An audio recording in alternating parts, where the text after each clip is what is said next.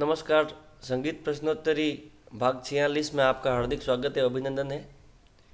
आज हम बहुत ही इम्पोर्टेंट टॉपिक पर बात करने जा रहे हैं और वो विषय है संगीत रत्नाकर नामक ग्रंथ में 10 विधि राग का वर्गीकरण किया है, उसके बारे में जानकारी लेंगे।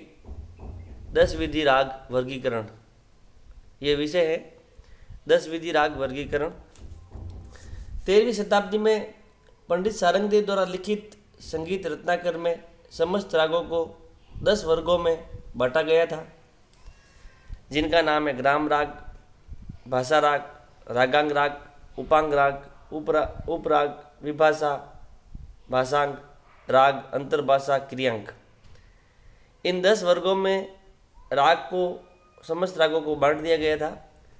इसी को 10 विधि राग वर्गीकरण कहा जाता है। इनमें से प्रथम 6 मार्गी संगीत के अंतर्गत आती है और अंतिम 4 देसी संगीत के अंतर्गत आती है। जैसे मार्गी संगीत के अंतर्गत ग्राम राग, उपराग, राग, भाषा राग, विभाषा राग, अंतर्भाषा राग, यह मार्गी संगीत के अंतर्गत आती है। और देसी संगीत के अंतर्गत रागांग, भाषांग, क्रियांग और उपांग। मतलब 2 भागों में है इसका, एक तो मार्गी, दूसरा देसी। मार्गी में 6 और देसी में 4 रागों का वर्गीकरण किया गया है।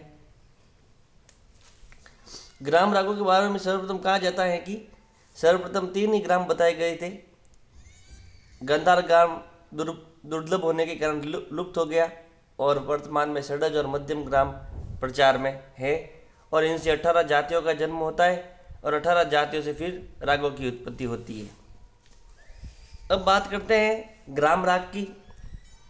ग्राम राग सारंगदेव ने 30 माने हैं। ये ग्राम राग भी गीतियों पर आधारित होते हैं। प्रत्येक गीति में अलग अलग राग होते हैं। जैसे शुद्ध गीति में 7, गौड़ी में 3, साधारणी में 7, भिन्ना में 5, बेसरा में 8 और कुल 30 रागों का जन्म इससे होता है। इससे सारंगदेव ने 30 राग माने हैं। लेकिन मतंग के अनुसार शुद्धा के 5, भिन्ना के 5, घोड़ी के 3, राग गीति के 8 और साधारणी के 9, कुल 32 राग माने गए हैं मतंग मुनि के अनुसार। तो 32 राग इसके अंतर्गत आते हैं, ग्राम राग के अंतर्गत। अब बात करते हैं उपराग की। यह ग्रामों के समीप होने के कारण इसे उपराग कहा जाता है और इनकी संख्या 8 है। 8 उपराग कहलाते हैं। अब बात करते हैं राग की। कलिनाथ के अनुसार जातियों से ही उत्पन्न होता है यह राग। इनकी संख्या 20 है। 20 प्रकार के ये राग कहे गए हैं। 20 राग इसके अंतर्गत आते हैं, राग के अंतर्गत।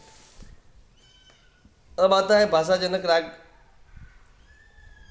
भाषाजनक राग मतंग ने 6, कश्यप ने 12 और शार्दुल ने 4 ही बताए हैं। नान्यदेव के अनुसार भाषा रागों को मूल राग कहा गया है। मतंग के अनुसार इसके 4 भेद है। वो है स्वराख्या, देशजा, अन्योपरागजा इत्यादि। लेकिन पंडित सारंगदेव ने इनकी संख्या 95 मानी है और ये 15 ग्राम रागों से भाषा रागों की उत्पत्ति होती है। 15 ग्राम रागों से 95 राग उत्पन्न होते हैं, ऐसा सारंगदेव ने अपने ग्रंथ में संगीत रत्नाकर में माना है। अब बात करते हैं विभाषा और अंतर्भाषा की। बृहदेशी के अनुसार ग्राम रागों से भाषा, भाषा से विभाषा और विभाषा से अंतर्भाषा के रागों की उत्पत्ति होती है। कलिनाथ ने अपने ग्रंथ संगीत रत्नाकर की टीका में अलग से मतंग के भाषा तथा विभाषा राग का वर्णन किया है। संगीत रत्नाकर के ग्रंथ के श्लोक नंबर 21 से 43 तक भाषा, विभाषा, अंतर्भाषा रागों का सविस्तार प्रमाण वर्णन मिलता है और इनकी संख्या 19 मानी गई है। 8 ग्रामों से विभाषाओं की उत्पत्ति होती है, इनकी संख्या 19 है। अब बात करते हैं रागांग की। रागांग जिन रागों से ग्राम रागों की जिन रागों में ग्राम रागों की कुछ छाया पड़ती है उसे रागांग कहा जाता है। संगीत दर्पण के अनुसार इनमें ग्राम रागों की कुछ छाया दृष्टिगत होती है, वे रागांक कहलाते हैं। संगीत रत्नाकर के अनुसार रागांक 8 प्रकार के माने गए हैं। पार्श्वदेव ने देसी रागों को रागांक, भाषांक, क्रियांक, उपांक वर्गों में बांट दिया था और इनकी संख्या कुल 20 मानी गई है। भाषांक, जिन रागों में भाषा राग की कुछ छाया पड़ती है उसे भाषांक कहते हैं। संगीत दर्पण के अनुसार इनमें भाषा रागों की कुछ छाया दृष्टिगोचर होती है, वे भाषांक राग कहलाते हैं। संगीत रत्नाकर के अनुसार भाषांक राग 11 है और पार्श्वदेव के अनुसार भाषा राग संपूर्ण 21, साढ़व 11 और औडव 15 है। अब बात करते हैं क्रियांक। जिन रागों को सुनने में हमारी इंद्रियां प्रोत्साहित होती है उन्हें क्रियांक कहते हैं। करुणा, उत्साह, शोक आदि दीप्ति करने वाली क्रियाओं से उत्पन्न राग क्रियांक राग कहलाते हैं। संगीत रत्नाकर के अनुसार क्रियांक राग 12 है। पार्श्वदेव के अनुसार क्रियांक राग संपूर्ण 2, साढ़व 1 अर्थात कुल 3 राग है। बात करते हैं उपांक की। उपांक भाषांक, क्रियांक का सामान्य अनुसरण करने को उपांक कहते हैं। सिंह भोपाल के अनुसार